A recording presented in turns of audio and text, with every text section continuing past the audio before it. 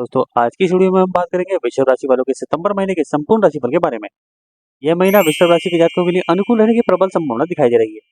आपको आपकी मेहनत का पूरा फल मिलेगा और आप अपनी मेहनत के ही दम पर कार्य क्षेत्र में अपनी स्थिति को मजबूत बना पाएंगे। लेकिन महीने के शुरुआत में सूर्य और शनि आमने सामने होने से आपको अति आत्मविश्वास का शिकार होने से बचना चाहिए, अन्यथा आपको कुछ परेशानियों का सामना भी करना पड़ सकता है। नौकरी में आपकी स्थिति मेहनती व्यक्ति की होगी। आप खूब मेहनत करेंगे, भले ही वह अभी लोगों को दिखाई न दे, लेकिन आने वाला समय आपका होने वाला है, इसलिए लगातार मेहनत करना जारी रखें। व्यापार करने वाले जातकों के लिए देवगुरु बृहस्पति की कृपा और मंगल महाराज की स्थिति अनुकूलता लेकर आएगी और आपके व्यापार में अच्छी वृद्धि होने के योग बनेंगे। प्रेम संबंधों में प्रेम तो बढ़ेगा, लेकिन बीच बीच में कुछ खटास आने की स्थिति भी रहेगी। आपस में तल्खियां बढ़ सकती हैं, फिर भी आप अपने रिश्ते को संभालने का पूरा प्रयास करते नजर आएंगे। वैवाहिक संबंधों में मजबूती आएगी, जीवन साथी से आपका रिश्ता मजबूत बनेगा और अपने रिश्ते को लेकर आप काफी सहज होंगे। पारिवारिक जीवन में उथल-पुथल के बावजूद शांति हो सकती है। भाई बहनों का सहयोग आपके साथ रहने वाला है। मित्रों के सहयोग से कामों में सफलता मिल सकती है। विद्यार्थियों को कुछ नई तकनीकी समस्याओं और मन में एकाग्रता भंग होने की समस्या हो सकती है, इसलिए अपनी ओर से पूरी कोशिश करें। आपकी आमदनी में अच्छी बढ़ोतरी देखने को मिलेगी और खर्च भी नियंत्रण में रहेंगे, जिससे आर्थिक तौर पर यह महीना अनुकूल रहेगा। स्वास्थ्य के दृष्टिकोण से थोड़ी सावधानी रखनी होगी, क्योंकि आपका स्वास्थ्य कमजोर हो सकता है। चलिए बात कर लेते हैं आपकी करियर यानी कार्यक्षेत्र की। करियर के दृष्टिकोण से यह महीना ठीक ठाक रहने की संभावना है। दशम भाव के स्वामी शनि महाराज वक्री अवस्था में दशम भाव में भी विराजमान रहेंगे, जिससे कार्यक्षेत्र में आपको जमकर पसीना बहाना होगा। आपको बहुत मेहनत करनी होगी, आपके ऊपर काम का दबाव भी ज्यादा हो सकता है और आपको लगेगा कि आप एक से अधिक लोगों का काम कर रहे हैं। आपकी ये मेहनत अभी लोगों को दिखाई नहीं देगी, ऐसा आपको लगेगा, लेकिन आप धैर्य बना रखें और अपने काम पर लगे रहें। आने वाला समय आपका है, इसलिए आपकी मेहनत व्यर्थ नहीं जाएगी और आपको अच्छी सफलता प्रदान करेगी। छठे भाव के स्वामी शुक्र महाराज महीने के पूर्वार्ध में केतु महाराज के साथ पंचम भाव में विराजमान रहेंगे, जिससे नौकरी में बदलाव का मन भी करेगा और उसके लिए आप कुछ प्रयास भी करेंगे, लेकिन पूर्ण रूप से अभी सफलता मिलने का संदेह रहेगा। 18 सितंबर से शुक्र महाराज तुला राशि में छठे भाव में अपनी ही राशि में आ जाएंगे, जिससे नौकरी में स्थिरता और अनुकूलता बढ़ जाएगी और आपकी चुनौतियों में कमी आएगी। आप अपने काम को मन लगाकर करेंगे, जिससे समस्याएं दूर होंगी। व्यापार करने वाले जातकों के लिए यह महीना अनुकूल रहने वाला है। देवगुरु बृहस्पति पूरे महीने प्रथम भाव में बैठकर आपके सप्तम भाव पर पूर्ण दृष्टि डालेंगे और आपके व्यापार को समृद्धि प्रदान करेंगे।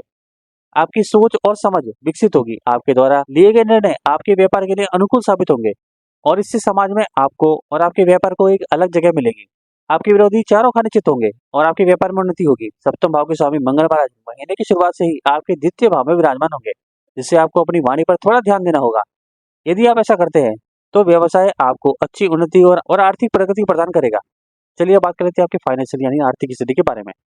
यदि आपकी आर्थिक स्थिति को देखा जाए तो यह महीना आपके लिए अच्छी प्रगति के संकेत देकर आ रहा है। एकादश भाव में पूरे महीने राहु महाराज विराजमान रहेंगे और शुक्र भी पंचम भाव में बैठकर महीने की शुरुआत में एकादश भाव को देखेंगे।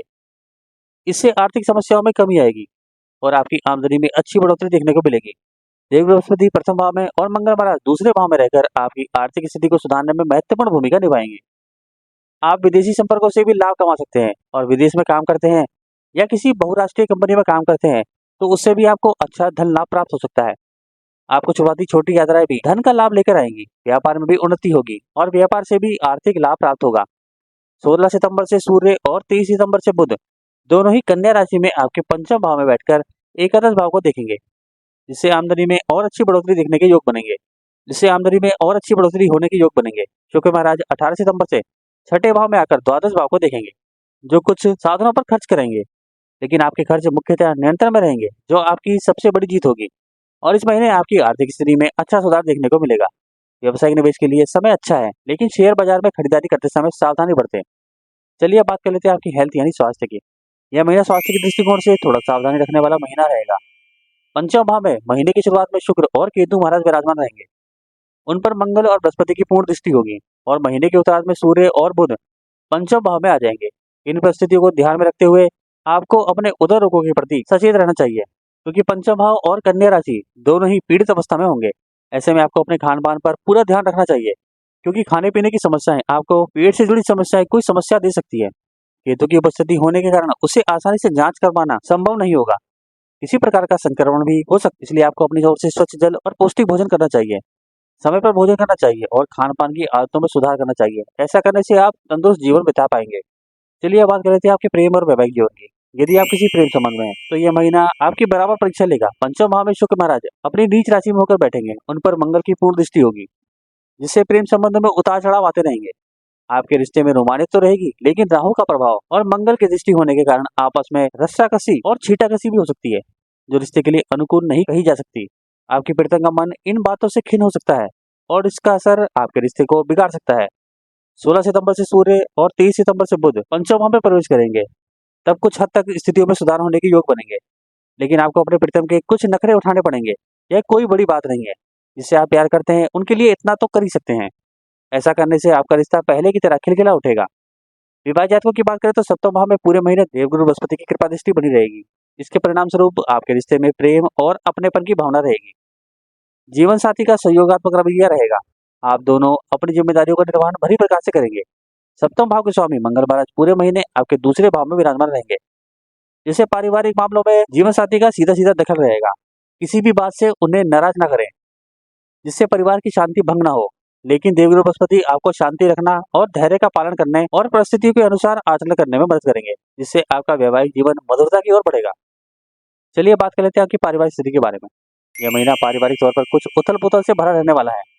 दूसरे भाव में महीने के दौरान मंगल महाराज विराजमान रहेंगे, जिससे वाणी में कटुता आ सकती है और आप अपने ही लोगों को बुरा बना सकते हैं। इसलिए किसी को भी उल्टा सीधा या गलत बोलने से बचे। मीठा बोलने से दुश्मन भी अपने बन जाते हैं और कड़वा बोलने से अपने भी पराये हो जाते हैं। इस बात पर आपको ध्यान देना होगा। इसके साथ ही महीने की शुरुआत में ही दूसरे भाव में बुध महाराज आपके तीसरे भाव में विराजमान होंगे। इससे आप अपने भाई बहनों की आर्थिक तौर पर मदद करेंगे, उनकी हर संभव सहायता करेंगे। उनके मन में आपके लिए स्नेह बढ़ेगा। बुध 4 सितंबर को सिंह राशि में प्रवेश करेंगे और तब भाई बहनों से आपको सुख की प्राप्ति होगी और वह परिवार की खुशहाली में आपकी मदद करेंगे। इसके बाद 23 सितंबर को बुध कन्या राशि में पंचम भाव में प्रवेश कर जाएंगे और शुक्र छठे भाव में होंगे, जिससे आपके किसी खास मित्र को आपसे मिलने में आपके भाई बहनों का पूरा सहयोग रहेगा। सूर्य महाराज महीने की शुरुआत में आपके चतुर्थ भाव में होंगे और वक्री शनि की दृष्टि भी चतुर्थ भाव पर रहेगी, जिससे माता पिता को स्वास्थ्य समस्याएं परेशान कर सकती है। इसके बाद 16 सितंबर को सूर्य कन्या राशि में चले जाएंगे, तब सूर्य और शनि का स्वराष्टक योग बनेगा। इस दौरान अपने माता पिता के स्वास्थ्य का ध्यान रखें और आवश्यक होने पर चिकित्सीय परामर्श अवश्य लें। उनका उपचार करें, धीरे धीरे पारिवारिक समरसता बढ़ेगी। अब आपके लिए कुछ उपाय है। पहला, प्रतिदिन श्री गणपति अथर्वशीष का पाठ करना चाहिए, ये आपके लिए लाभदायक रहेगा। दूसरा, आपको शुक्रवार के दिन लाल गुड़हल का पुष्प माँ दुर्गा जी को अर्पित करना चाहिए। तीसरा, शनिवार के दिन श्री शनि चालीसा का पाठ करें और बजरंग बाण का पाठ भी करें। आज की वीडियो में बस इतना ही। हरे कृष्णा।